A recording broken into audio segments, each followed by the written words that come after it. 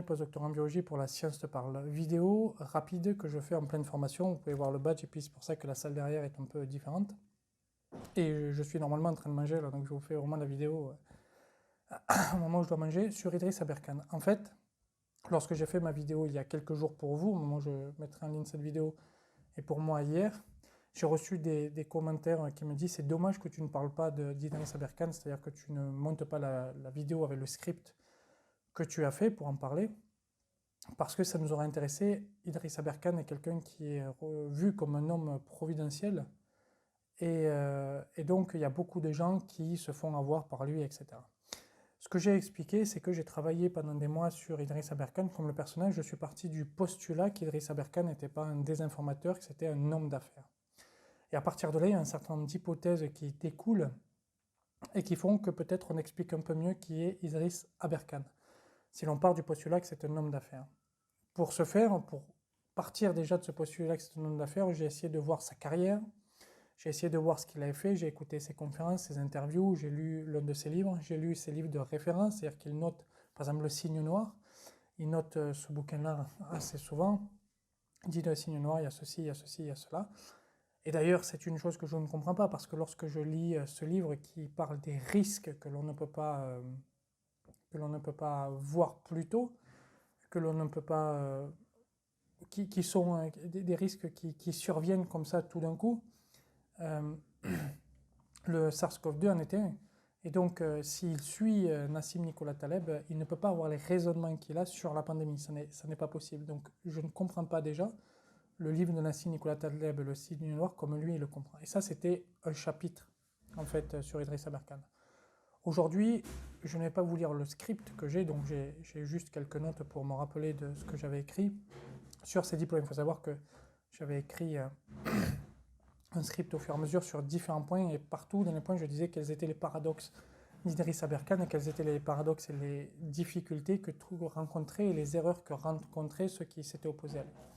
Aujourd'hui on va parler des diplômes, et c'est un peu mon cadeau de Noël parce que je n'avais pas du tout l'intention de parler de ce script et de faire ces vidéos, parce que justement comme à la fin de chaque partie je critique aussi ceux qui les critiquent, c'est les étiquettes, je me suis dit je vais prendre des torrents de bout de merde et j'en avais pas du tout envie. Donc je vais éliminer ces parties, puis on va parler des paradoxes alberkaniens sur ces diplômes. Alors, ces diplômes lui ont ouvert la porte des médias, c'est-à-dire qu'il a dit « j'ai 3 doctorats, dont un en neurosciences », et ça a fait de lui quelqu'un d'invité dans les médias, un essayiste à succès et un conférencier à succès.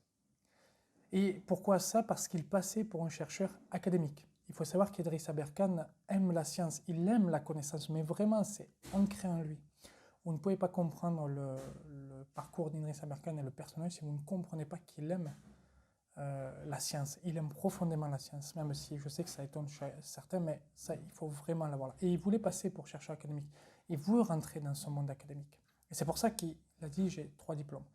La question des diplômes, c'est très important de débunker et de voir s'il a ces 3 diplômes, et Thomas Durand a fait un très bon boulot, mais moi j'ai un chapitre qui explique que je n'ai même pas besoin de savoir s'il a réellement 3 diplômes. La question que je pose, c'est est-ce que c'est un chercheur, est-ce qu'il a la mentalité d'un chercheur? J'ai expliqué sur tout un chapitre que non, il n'a pas la mentalité d'un chercheur, et je donne quelques exemples de ces conférences où je dis un chercheur n'aurait jamais émis ces hypothèses, un chercheur n'aurait jamais posé la question comme ça, et un chercheur aurait cherché un peu plus dans cette direction ou dans l'autre. Il n'a pas la mentalité d'un chercheur. Donc on n'est même pas là pour savoir s'il a ces diplômes-là, on est là pour savoir s'il a les chercheurs dans le chapitre, et il n'est pas chercheur.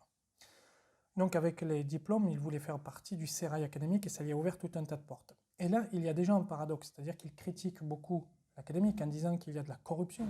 Et pourtant, il voulait faire partie de ce monde-là. Et si c'est un génie tel qu'il se décrit, il n'aurait pas dû vouloir faire partie de ce monde-là. Il aurait dû dire, il y a de la corruption, je ne veux pas faire partie de ce monde-là. Comme Alexander Samuel, qui en thèse a vu qu'il y avait de la corruption académique, a dit, je ne veux pas faire partie de ce monde-là. Donc là, déjà, on voit un premier paradoxe. Alors, on voit que depuis que Thomas Durand a fait ses travaux sur les diplômes, et d'autres, je nomme Thomas Durand, je peux en nommer d'autres, les médias l'invitent moins. Mais il a toujours un succès de librairie et un succès de conférences, et on verra pourquoi. Alors, comme ces diplômes sont remis en question, il a basculé, et on le voit à un certain moment où il commence à faire des formations, etc. Il a basculé sur un monde où les gens aiment les self-made men, c'est-à-dire les gens qui se construisent eux-mêmes, les gens qui partent de rien, qui tout d'un coup deviennent quelque chose. Et dans ce monde-là, il n'a pas besoin des diplômes. C'est-à-dire que dans ce monde-là, les diplômes ne sont pas nécessaires. Ce qui est nécessaire, c'est l'expérience et le savoir-faire. C'est d'ailleurs ce que dit Berkoff à Thomas Durand lorsqu'il y a l'interview, où Berkoff dit peu importe ses diplômes. Ce que moi je vois, c'est ce qu'il dit m'intéresse, c'est assez intéressant, et donc je vais le croire sur ce qu'il me dit et ce qui m'intéresse. C'est-à-dire que là, c'est l'expérience qui parle, et dans ses coachs de vie, parce que Idriss Aberkan devient un coach de vie, il va s'intéresser à différents sujets, et là, ça n'est donc pas du tout paradoxal qu'il parle sur différents sujets. Il y a beaucoup de gens qui ont dit, mais attendez, s'il est scientifique, il ne peut pas parler sur différents sujets. Oui, s'il est scientifique, oui, il y a un paradoxe, mais si c'est un self-made man, si c'est un coach de vie, si c'est quelqu'un dont l'expérience et les connaissances par la recherche valent plus que les diplômes, alors il peut parler de différents sujets. Si l'on prend en compte que c'est un businessman et qu'il se voit comme ceci, alors il peut parler de différents sujets. Et ce n'est pas du tout paradoxal qu'il parle de la musique, du sport, etc., de l'économie, etc. Il peut parler. Ce qui est paradoxal, en revanche, c'est qu'il accuse les fact-checkers de ne pas avoir de diplôme de fact-checking. Il dit qui sont ces gens-là, quels sont leurs niveaux, pourquoi ils jugent comme ça. Mais là, il y a le paradoxe, c'est-à-dire que si c'est l'expérience qui compte, si c'est la connaissance qui compte, il ne devrait pas se poser la question et regarder le fact-checking tel qu'il est fait, les données telles qu'elles sont données, et pas regarder les personnes.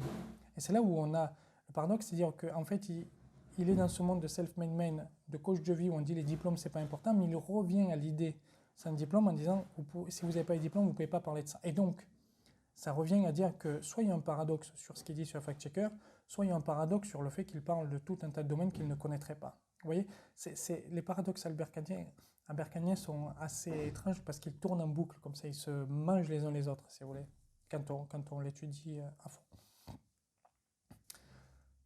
Mais il y a un truc qu'on constate et qu'il faut avoir en tête, c'est qu'il a toujours du succès au niveau de l'impression des livres, au niveau de la vente des livres et surtout au niveau des conférences.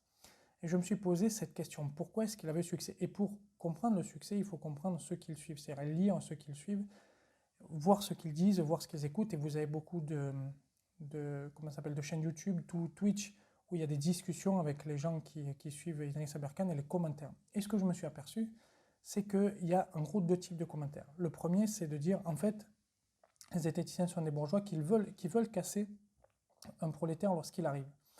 En gros, les diplômes, c'est pour les bourges parce qu'il faut des sous pour avoir des diplômes, et donc quand il y a un prolétaire qui arrive, il faut lui taper dessus parce qu'il ne doit pas rentrer dans la bourgeoisie, il ne doit pas rentrer dans cette élite diplômée. Et le second point, c'est des fils ou filles d'immigration qui disent, voilà, je vous la fais simple, en gros, quand c'est un arabe qui a réussi, on lui tape dessus. Et je me suis dit, c'est très intéressant comme truc. D'où ça vient l'histoire de quand c'est un arabe qui a réussi, on lui tape dessus.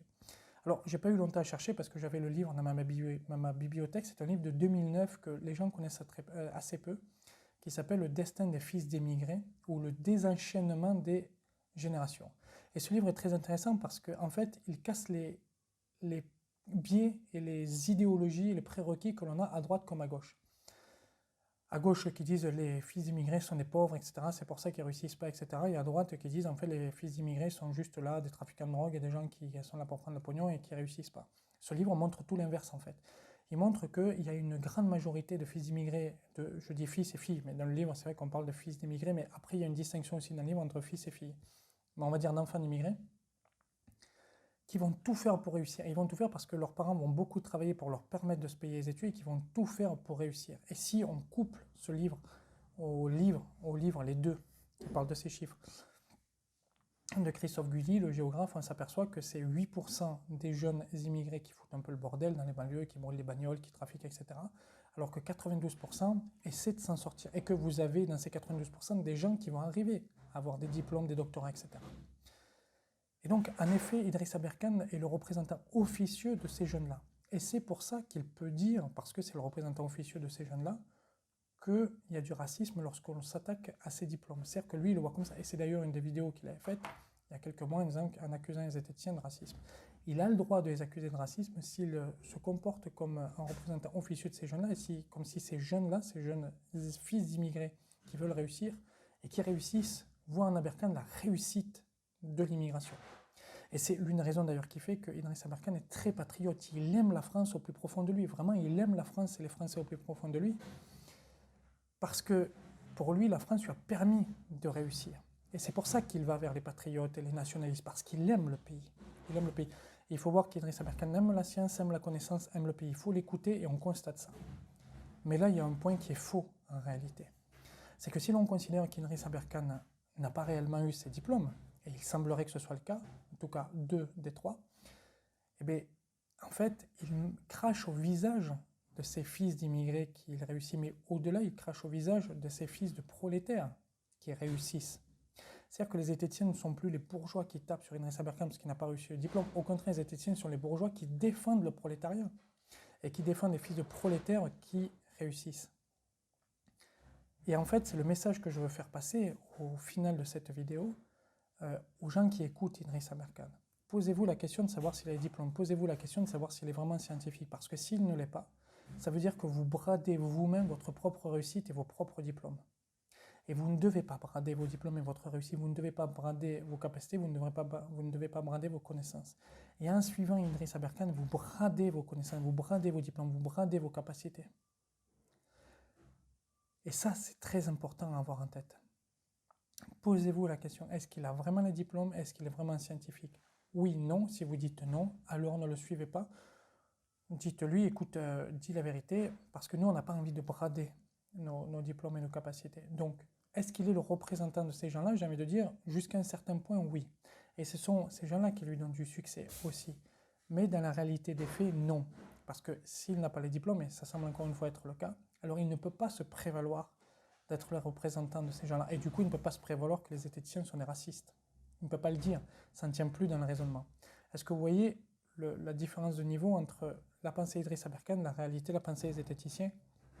Et c'est là aussi où il y a toute l'erreur des zététiciens, dont je ne vais pas parler ici parce que je l'ai dit, mais c'est de ne pas comprendre forcément ces pensées, et donc, en tout cas sur les diplômes et sur d'autres sujets, ce qui fait que ça amène à des échecs un peu de la communication, et je détaillais dans mon script les échecs de la communication là-dessus, mais encore une fois, je ne vais pas en parler dans cette vidéo. Voilà ce que j'avais à dire sur la partie diplôme d'Idriss Aberkane. J'avais écrit beaucoup d'autres parties. Est-il un scientifique? Est-il un bon vulgarisateur scientifique? Le signe noir qu'il n'a pas compris? Est-il un bon businessman?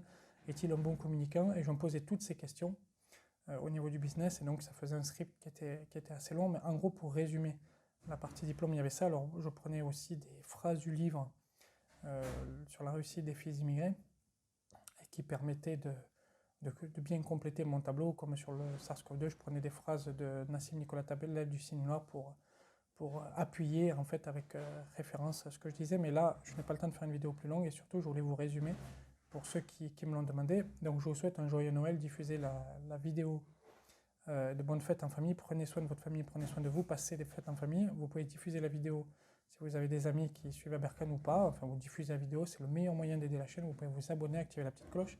Et si vous voulez soutenir financièrement la chaîne, vous avez le Utip. Je vous remercie, je vous dis à très bientôt.